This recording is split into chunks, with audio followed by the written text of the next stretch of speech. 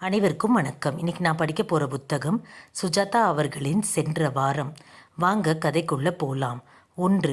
அந்த பெண் தன் உடைகளை கழற்ற வெட்கப்பட்டாள். புதிதான வெட்கம். நேற்று அவள் பிறந்த மேனியாக பாத்ரூமுக்குள் ஓடும்போது அப்பா பார்த்து ஷேம் சொன்னது ஒரு காரணமாக இருக்கலாம். எனவே பாத்ரூமுக்குள் சென்று கதவை எட்டி தாழ்பால் போட்டு அப்புறம்தான் தன் உடைகளை களைத்தாள். தடால் தடால் என்று இரைச்சலாய் தன் மேல் வெந்நீரை இறைத்து கொண்டு ஒரே இடத்தில் சோப்பை தேய்த்து கொண்டு மறுபடியும் வெந்நீரை இறைத்து கொண்டு உடம்பை துண்டால் துடைத்து மூடிக்கொண்டு வெளியே வந்தாள். அழகான 8 வயது பெண். நனைந்த புருவங்கள், வட்டமான முகம், சின்ன சின்ன உதடுகள், புதிய இரத்த உதடுகள், புதிய இரத்த கண்கள். இவளுக்கு பரதநாட்டியம் சொல்லிக் கொடுத்து அரங்கேற்றம் வைத்து பட வேண்டியவர் கண்களில் பட்டுவிட்டால் 15 வயதுக்குள் சினிமாவில் சேர்த்து கொண்டு விடுவார்கள். நான் சொல்லவில்லை, அவள் அப்பா. அவளுக்கு டான்ஸ் பிடிக்காது. பக்கத்து வீட்டு லீலாவுடன் மாடிக்கு சென்று டிராமா விளையாட்டு விளையாடுவாள். அந்த டிராமாவில் அவள் சில சமயங்களில் ஸ்கூல் டீச்சர், சில சமயம் ஸ்னோவைட் என்னும் ராஜகுமாரி. அம்மா குளிச்சாச்சு என்றாள். தன் பள்ளி யூனிஃபார்ம்களை தானேதான் போட்டுக்கொள்வேன் என்று பிடிவாதம் பிடித்தாள். போட்டுக்கொண்டாள். முகத்தில் திட்டாக பவுடரை அப்பிக்கொண்டு வெளியே வந்தாள். என்னடி இது வேஷம்? அவசரமாக பாக்கி இருந்த வீட்டு பாடத்தை எழுதி முடித்தாள். ரப்பர் இல்லாததால் சில இடங்களில் எச்சிலால் அழித்தாள். புத்தகங்களை அடுக்கிக் கொண்டு ஒரே முழுக்கில் குடித்த பாலை குடித்துவிட்டு பெருமூச்சிட்டாள். முட்டை கலந்திருந்தது பாலில். ஒவாக். அம்மா போயிட்டு வரேன், அப்பா போயிட்டு வரேன் என்று மிஷின் போல அப்பாவிடம் கன்னத்தை காட்டினாள். அங்கே ஒரு முத்திரை விழுந்தது. ரொம்ப வாசனடி. போயிட்டு வரேன், கதவை சாத்திக்கோங்க என்று சொல்லிவிட்டு ஒரே ஓட்டம். அவள் போவதை ஜன்னல் வழியாக தந்தையும் தாயும் பார்த்து ரசித்தார்கள். 8 வயசுக்கு உசந்துட்டா என்றாள் தாய். ப்ராவிடென்ட் ஃபண்டு கொஞ்சம் ஜாஸ்தியாக போடணும் என்று யோசித்தார் தந்தை. 2. வாசலில் நுழைவுக்கு முன் ஒரு தடவை தன் சட்டையில் உதிர்த்து கொண்டு தலையை விரல்களால் வாரிக்கொண்டு சற்று ஸ்டெயில் பண்ணி கொண்டான். கதவை தட்டினான். சிறிது நேரம் கழித்து கதவு திறந்தது. அவனுக்குள் திடீரென்று இன்பம் பிரவேசித்தது. அவன் கண்களில் சிவந்தன. வா என்றாள். அவள்தான் காரணம். ராமு இல்லையா? இல்லை, கிரிக்கெட் ஆட போயிருக்கான். அவள் அவனை விட பெரியவள். இதுவரை பார்த்திராத சாரி அணிந்திருந்தாள். கையில் இங்கிலீஷ் பத்திரிகை வைத்திருந்தாள். அவனை பார்த்ததும் சிரித்தாள். என்ன வேணும் என்றாள். ஹிண்டு பேப்பரை அப்பா கொடுத்துவிட்டு எக்ஸ்பிரஸை வாங்கி கொண்டு வர சொன்னார். உன் கையில் எக்ஸ்பிரஸ் தான் இருக்கு. அவன் பார்த்து கொண்டான். சாரி, மாற்றி சொல்லிட்டேன். ஹிண்டு தான் வேணும். ஹேமமாலினி மாதே இருக்கிறாள். அவள் உள்ளே சென்றாள். அவள் முதுகுக்கு பின்னால் பட்டன்கள் இருந்தன. ரமேஷ், இங்கே கொஞ்சம் வாயேன். என்ன? இந்த பட்டனை கொஞ்சம் போட்டுவிடேன். கூச்சப்படாத, இப்போ யாரும் இல்லை வீட்டில்.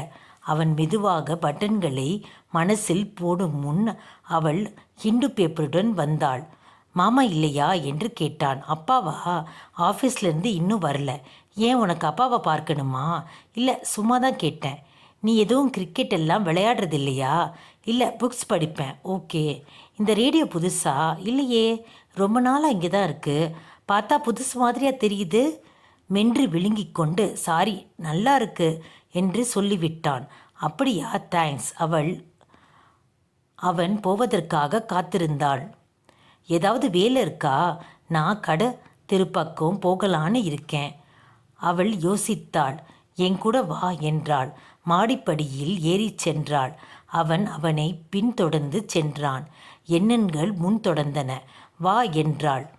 அறையில் சித்தமான படுக்கை ஒன்று இருந்தது. சங்கோஜப்படாத, உட்காரு, நம்ம 2 பேரும் சேர்ந்து புஸ்தகம் வாசிக்கலாமா என்றாள். இந்த புஸ்தகம் நீ வாச்சிருக்கியா என்றாள். ரொம்ப குளிக்கிறது இல்லையா? பக்கத்தில் வந்துடு, போத்திக்கலாமா என்றாள். வா என்றாள். அறை அசுத்தமாக இருந்தது. கண்டாமுண்டா சாமான்கள் இருந்தது. அலமாரி நிறைய பழைய புத்தகங்கள், பேப்பர்கள், உடைந்த நடைவண்டி, சிகரெட் பாக்கெட், அழுக்கு கூடை என்று இருந்தது.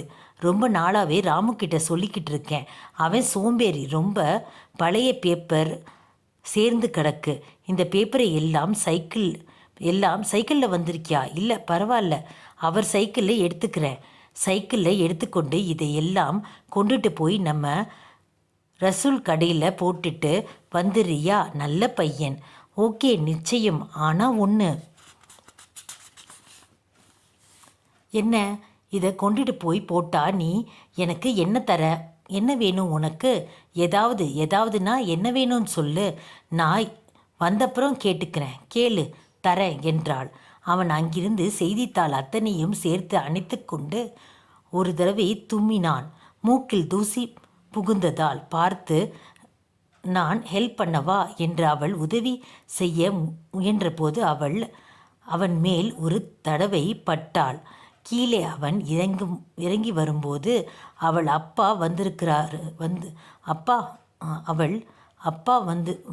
வந்திருந்தார். யாரு? ராமுவா? பேப்பர் கொண்டு போகிறான். என்னால் நம்ப முடியல. ராமு இல்லைப்பா, ரமேஷ் என்றாள் அவள். ஓ ரமேஷா? பேப்பர் மூஞ்சியை மறைச்சிருச்சு, தெரியல. Good evening uncle. Good evening. என்ன இது? இவனை போய் பேப்பரை கொண்டுட்டு போகிற சொல்றியே என்று மகளை கோபித்தார். பரவாயில்ல அங்கிள், எனக்கு பொழுது போகலை. He's a very sweet boy என்றார். எனக்கு எல்லோருக்கும் ஹெல்ப் பண்ணுறது பிடிக்கும். Thank you, nice, so nice of you என்றார். நான் போயிட்டு வரேன் என்றான். வா என்றாள். போயிட்டு வரேன் அங்கிள், உனக்கு ஒன்றும் சிரமம் இல்லையே. சேச்சா என்றான். அவன் சென்றதும், Shakuntala, you are using that boy, ரொம்ப மோசம் என்றார். ரொம்ப நல்ல பையன். I think he is on love with me. போன தடவை லாண்ட்ரிக்கு போய் புடவையெல்லாம் இஸ்திரி போட்டு கொண்டு வந்தான். ரமேஷ் கனவு பெடல் மிதித்தான். சைக்கிள் பின்னால் நியூஸ் பேப்பர்களுக்கு பதில் அவள் உட்கார்ந்திருந்தாள். லா லா லா என்று பாடி மிதித்தான். ரமேஷ், உன்கிட்ட நான் ரொம்ப நாளாக ஒன்று சொல்லணும்னு நினச்சிக்கிட்டு இருக்கேன். அதுக்கு இன்னைக்குத்தான் சந்தர்ப்பம் வந்தது. 3. Come on come on come on, it's going to start. சத்தம் போடாதீங்க, இன்னும் ஷோபா தூங்கலை. கொஞ்சம் பிராண்டி கொடு, தூங்கி போயிடுவா. என்ன பேச்சு? அவர்கள் மெல்ல திரையை திறந்து படுக்கை அறையை எட்டி பார்த்தார்கள். ஷோபா படுக்கை மேல் உட்கார்ந்திருந்தாள். அம்மா, அப்பா, ஏன் ட்ரெஸ் பண்ணியிருக்கீங்க? சேச்சா ஒன்றுமில்லை, சும்மா இதோ கழற்ற வேண்டியதான். அப்பா டையையை கழட்டிட்டாரு. அம்மா, நீயும் போக போறியா? எங்கேம்மா? சினிமாவுக்கு. சேச்சா, யார் சொன்னது? ஒருத்தரும் சினிமாவுக்கு போகலை. ரொம்ப தூக்கமாக வருது இல்லை பார்வதி? தூங்கிடலாமா? ஷோபா, கண்ணு படுத்துக்கோடா. கண்ணு மூடிக்கிட்டா உடனே தூக்கம் வந்துடும். ஷோபா, எனக்கு தூக்கம் வரல என்று சப்ஷ்டமாக கூறினாள். எல்லா வீட்டு குழந்தைகளும் 8 மணிக்கு 7:30 மணிக்கே தூங்கிடுது. நமது மட்டும் இப்படி ராக்கூத்து அடிக்கலாமா? நீங்கள் முதல்ல இந்த ரூமை விட்டு போங்க. போச்சு, இப்போவே நைட்டு 9:40 ஆயிடுச்சு. எல்லாமே அட்வர்டைஸ்மெண்ட் படம் எல்லாம் முடிஞ்சிருக்கும். போனால் போகுது, நீங்கள் வெளியே போங்க. 280, 285. அம்மா, அப்பா என்ன கணக்கு போடுறாருமா? நஷ்ட கணக்கு. திரைக்கு வெளியே. ஷோபா, படுத்துக்கோமா, நாளை ஆயிடுச்சில்ல, என்னை விட்டுட்டு போறீங்களா? அவள் முகத்தை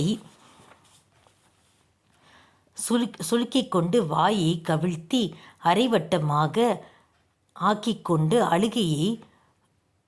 அழுகையை வரவழைத்தாள். சச்ச, ஒருத்தரும் எங்கேயும் போகலை. நீ தூங்கிடு. பின்ன ஏன் அப்பா டையெல்லாம் கலட்டலை?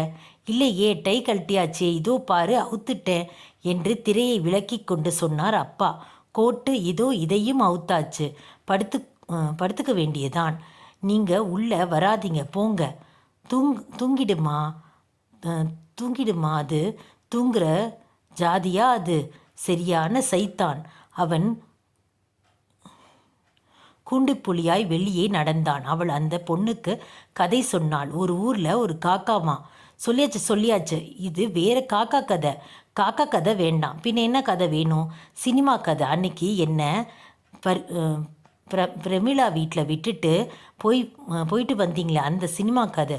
அது நல்லா இல்லையே, அதுதான் வேணும். ஒரு அப்பாவும் அம்மாவும் தனியாக ஒரு போட் பொட்டு வச்சுக்கிட்டு ஒரு பொட்டி வச்சுக்கிட்டு நதிக்கரையில் இருந்தாங்களாம். நதினா ரிவர்னா தண்ணி. தண்ணிக்குள்ளே மீன் இருக்குதா? ஆமாம். எத்தனை மீன்? வெளியே அவன் கிரீச்சிட்டு சிகரெட்டை பற்ற வைத்து கொண்டு நடுக்கும் கரங்களோடு வாயில் பொருதிக்கொண்டு ஆழ்ந்து இழுத்தான். கடிகாரத்தை பார்த்து கொண்டான். பச்சை மீன். படுத்துக்கொண்டு கேளு என்ன? அப்புறம் சிவப்பு மீன், ஊதா மீன். அவன் தன் பூட்ஸ் கைகளை தூக்கி கொண்டு வெறும் கால்களுடன் கதவை சப்தமில்லாமல் திறந்து மார்பில் படபடத்த காரை ஸ்டேரிங்கில் செய்து மிக மெதுவாக வீட்டில் வாசலில் கொண்டு நிறுத்தி அவள் சப்தமே இல்லாமல் கதவை மூடி வெளியே பூட்டும்போது கூட சன்னமாக பூட்டு மெதுவாக நடந்தது. அவன் அருகே வந்து உட்கார்ந்தாள். அவர்கள் இருவரும் படுக்கை அறையில் மூடிய ஜன்னல் மூலமாக வரும் விளக்கொளியை சற்று நேரம் கவனித்தார்கள். தூங்கிட்டா, இனிமே எழுந்திருக்க மாட்டா. அதான் 12 மணிக்கு வந்துட்டோமே. கால் பாகம் படம் முடிஞ்சிருக்கோம். கார் கிளம்பியது. போனா போகுது போங்க. எனக்கு இந்த மாதிரி விட்டுட்டு போகிறது இஷ்டமாக இல்லை. வா, பக்கத்தில் வந்து உட்காரு. மெல்ல போங்க. இவ்வளவு வேகம் வேண்டாம். மெல்ல போனால் படம் முடிஞ்சிடும். 4. அன்புள்ள வாசகர்களுக்கு, சென்ற 3 பகுதியிலும் நாம் பார்த்த வேறுபட்ட பாத்திரங்களிடையே ஒரே ஒரு சம்பந்தம் இருக்கிறது. அது இது. ஆதாரம் தினமணி நாளிதழ் 28/12/1973. சென்னை, டிசம்பர் 27. சென்ற வாரம் நகரத்தில் வெவ்வேறு இடங்களில் நிகழ்ந்த போக்குவரத்து விபத்துகளில் 3 விபத்துகளில் உயிர் சேதம் ஏற்பட்டது என்று போலீஸ் கமிஷனர் KR ஷெனாய் பத்திரிகை நிருபர்களிடம் தெரிவித்தார். ஒரு பள்ளி சிறுமி, ஒரு சைக்கிள்காரரும் காரில் சென்று கொண்டிருந்த கணவன் மனைவியும் மரணமடைந்தார்கள் என்று தெரிவித்தார். 5. இனி கதையை மறுபடியும் படியுங்கள். இந்த கதையை சுஜாதா அவர்கள் 1972 எழுதியிருக்காங்க. இவ்வளோ நேரம் கேட்ட அனைவருக்கும் நன்றி.